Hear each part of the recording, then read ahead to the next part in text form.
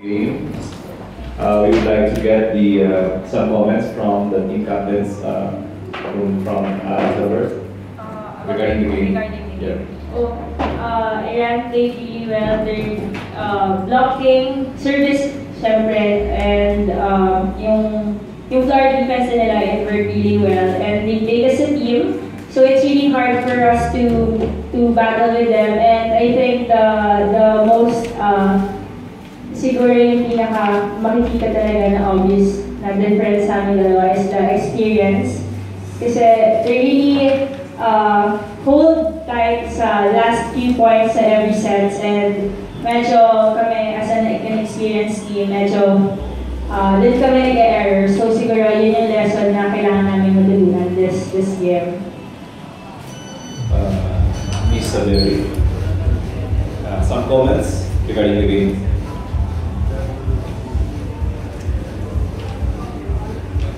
Philippines very good team. Plus, we better at Philippines, I think. And we are so happy for this goal. How long have you been playing together?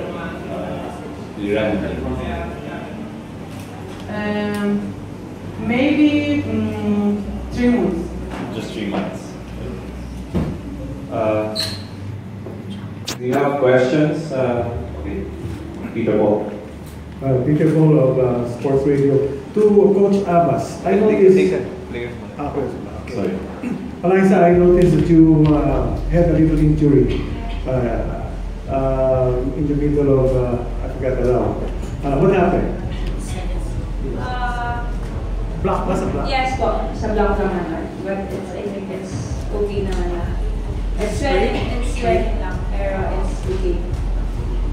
Far po. You can use the mic. Yeah, later. Anybody else? Mr. Ross.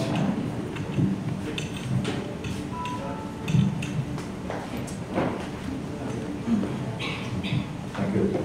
Good evening. My question for Alyssa. It's the first time in so many years that the Philippines is competing in an international volleyball tournament. I remember that the last time was, I think, 1987 when the Philippines won a gold medal during the Jakarta Southeast Asian Games. How do you feel about this? Now you're a part of the Philippine team, under 23, and we're back in Southeast Asia or Asian competition, and you're even the team captain. How do you feel about this?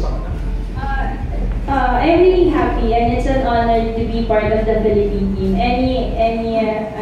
To represent the Philippines, it's an honor and privilege talaga po. Kasi konti lang din ako nabibigyan ng pagkakataong i-represent yung Philippines. And I'm really lucky to be part of this team na handle and pinubuo ko ng sobrang talented and well-educated coaches and players. So definitely, I think it's the sabi mo nga po, it's the start. Sana hopefully and matuloy-tuloy lahat ng opportunities for Philippine volleyball, and sana we're all united and sana magtuloy-tuloy ako. Yun na po. We all hope for the best. Maraming salamat. Questions? To Alyssa. Yes. What's the initial prognosis of your injury, and will it affect your play tomorrow? Wala po po. Wala po ako nararamdaman sa comment ko. May adrenaline pa. So, medyo nagsaswell lang, pero everything's okay naman. So, I think I have naman overnight to rest and prepare for the next game namin. And madami naman po, may coaches naman, they're really capable to adjust tomorrow if anything happens. So we're all calm lang siguro kami and relax. I see. Hi, see of Showbiz Connect, TV5. Yes. Coach Roger, ano pong preparations gagawin niyo for the next games? Papakiramdaman lang namin to si Alyssa. Kasi Alyssa is a big inspiration to her teammates, to the whole fans, and to the volleyball community. So mga batang ito kaya nga natawag ko dati tungkol lumayo. Nahihirapan na, kahit nasasaktan na, hindi mo maririnig na dumatay niya, kaya niya gagawin. And as much as possible, we want Eliza to be there.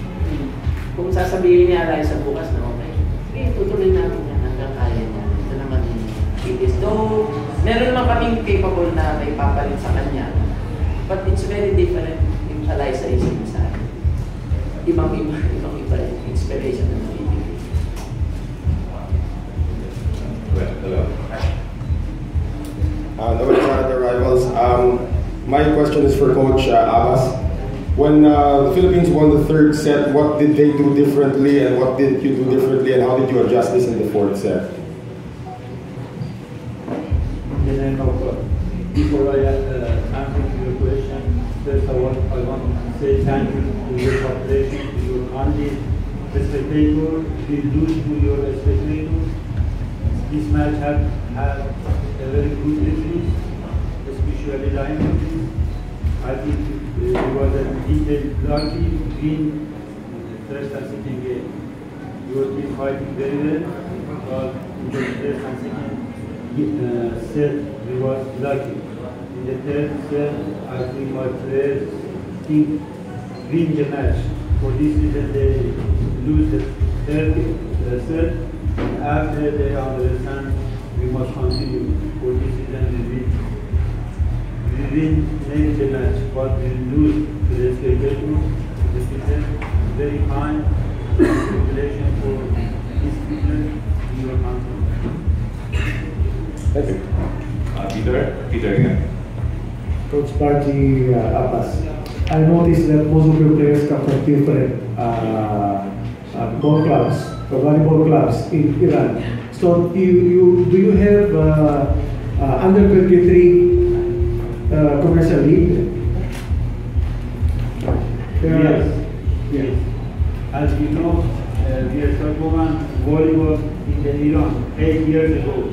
Before the stroke, after the revolution, they took the volleyball for women. After before 8 years, we start again. We have youth, junior, and other 23 and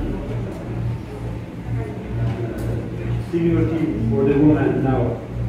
The last ranking was 7th, ranked in the Asia. How many of the team members you have now in the national team for senior? From this team? Yeah, from this team. How many are playing in the national team? Maybe 3 or 4. Not Okay, can you name them? maybe Who are these 3 or 4 of this team added to the senior team. Senior team. To Coach Gabriel, were you expecting to have this game so close, considering that you just were together in 3 weeks' time and getting winning one set? We were expecting the girls to fight their hearts out. They took a gallant stand. Kasi when you have a big heart, going to a big game, there's nothing impossible. Yun ang hinahanap natin sila kanina. Yung first 2 sets nila, we almost, except for yung tawag namin elementary mistake na stepping dun sa it was a 20 or yung pagiging inexperience nila, yun yung ayaw naming lumabas kanina. So, expected namin na it will come out. But not on the latter part of the game. Gusto namin yung earlier part na medyo nag-uumpisa pa lang. But still, we are happy with the performance of the girls. 3 weeks preparation. This team really has a big potential. Very big potential. Coach, initial thoughts din, yung parang technical side, kung ano yung mga kailangan nyo i-adjust with the reception siguro. And ano ba yung nangyari doon sa third set? Parang biglang ang bilis na nakawala ng Iran eh. Yung third set. Fourth set. Yung fourth set siguro that's where the experienced team will come out. Yung long preparation nila is 3 months for them and 3 weeks for us. Doon lalabas talaga yung talaga yung magiging laro namin.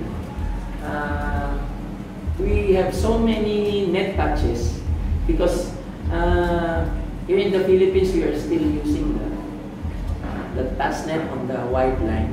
And now we are applying here yung net again. It changes na anybody that touches the net is an error. So mayroong yun lang, isa yun, ano? And then yung mga girls na when they block, nanggigigil sila, they're so eager to block and they commit the mistake of touching the net. Again, it's because of very young team, inexperienced. But these mistakes will make big changes for us. Ruben. From that point of view, what are your impressions of the big team?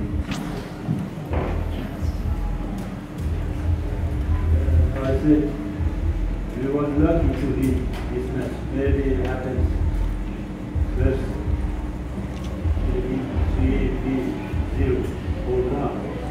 This is right. We were lucky. The coach is true. But individual errors is very hard. If they don't touch the net or don't make a mistake in service and reception, I think we got we lose the match, not win the match. In the future, you have good teams, strong teams. I think we can very important in our show. Good, especially number 12, especially number 3. The high level of the arts that they play now.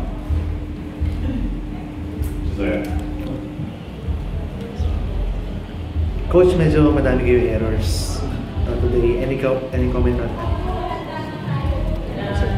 It's natural for this team to commit those errors, especially on the first set. I think we committed 5 service errors. It's understandable for us coaches, because this is a young team. This is their first time to compete internationally against a strong and tall team like Iran. Talagang we need to practice more for a longer period of time. And I hope what's happening right now in the Philippines will continue for the next years so that we can have a more stronger and experienced players to compete in this kind of competition.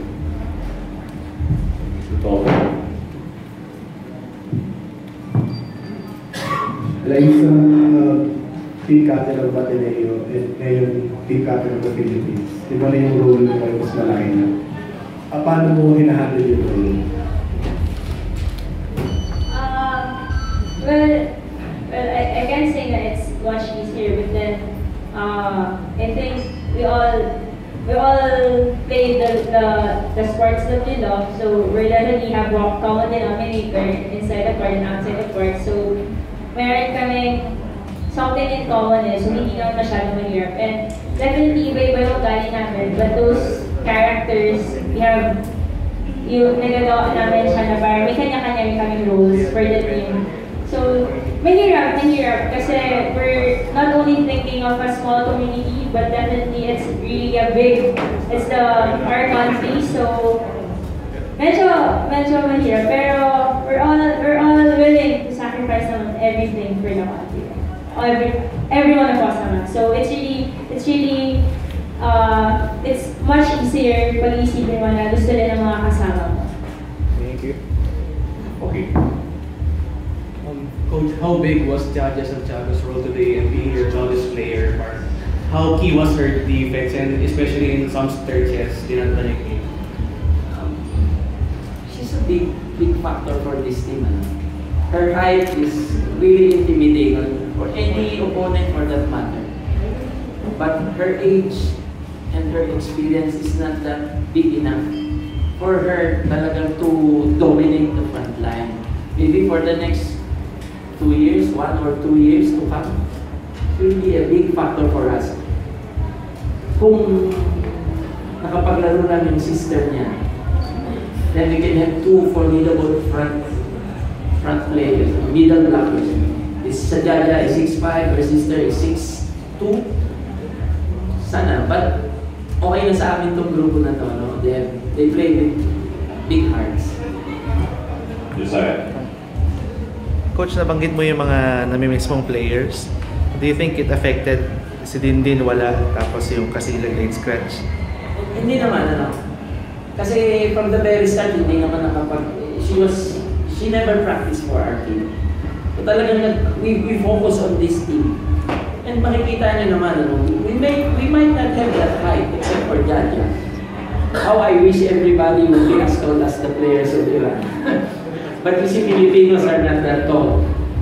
But for us, playing with a big heart makes a lot of difference. You dedicate this game. And we told them before the game, this is not for the school, this is not for yourself, but this is for our country. Malaking bagay yun pag sinabi ng buong bansa na we represent the whole country for this. Napakasarap isipin, napakasarap na nangyari kanina. Though we lost, nandun pa rin yung ating karangalan sa mga batang ito, yung pride nila, palagay ko, everybody is happy despite the fact that we lost. Masaya kami. We are making a big impact on Philippine